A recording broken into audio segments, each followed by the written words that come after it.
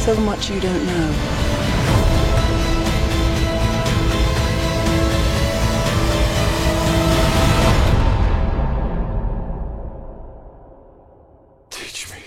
Salut, c'est Maximus.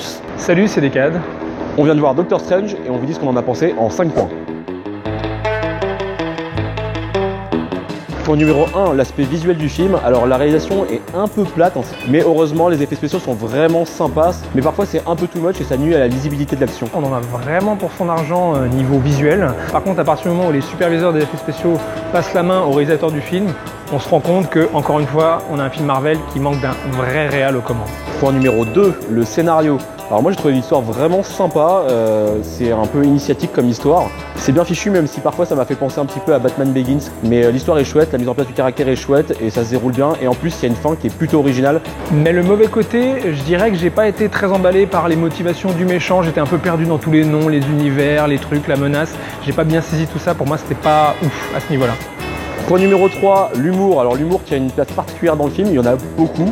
Ce qui est assez étonnant pour Doctor Strange. Alors il y en a vraiment de très réussis au niveau des gags. Par contre il y a d'autres moments où je trouve que c'est vraiment forcé, notamment des moments où je pense que ça devrait être plus dramatique, plus sérieux. Et donc c'est sympa, on rigole, mais franchement j'ai trouvé que c'était un peu too much. D'un côté ça donne un aspect très sympathique pour un public un peu fermé à ce genre d'univers, et ça établit une ambiance toujours très fun et fluide au film. Mais de l'autre côté, ça fait que quand il y a des scènes vraiment dramatiques, on est là limite à attendre qu'il y ait une blague. Donc on prend presque l'histoire, l'enjeu et les personnages pas trop au sérieux, et ça c'est un peu un problème. Point numéro 4, les acteurs. Alors le casting est vraiment sympa, quand même. Benedict Cumberbatch, Mads Mikkelsen qu'on revoit en méchant, ça me fait vraiment plaisir. Maintenant je trouve que c'est un peu sous-exploité, les acteurs n'ont pas vraiment de place pour donner tout leur talent.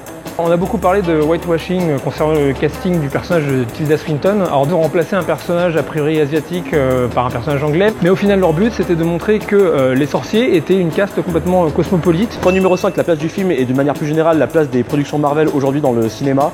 Alors c'est vrai que c'est un produit, c'est clair, il y a des côtés un peu énervants qui reviennent, qui sont redondants. Alors par exemple, maintenant dans tous les blockbusters, et particulièrement ceux des Marvel, il y a des scènes en Chine obligatoirement pour le marché chinois. C'est des choses un peu dommageables je trouve.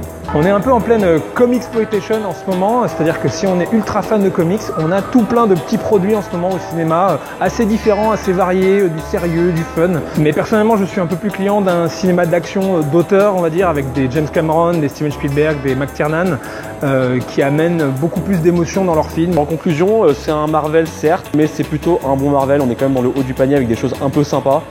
Et en plus, ils ont réussi à s'en sortir par rapport au côté très 70s de Doctor Strange dans le comic book. Donc pour ça, comme c'est 70s, je lui mets un 7 sur 10. En conclusion, on a un bon petit produit Marvel, comme d'habitude. Fun, frais, rythmé, intéressant, sympa. Pas mauvais, mais pas très bon non plus. Donc je vais lui mettre la note de 6,5.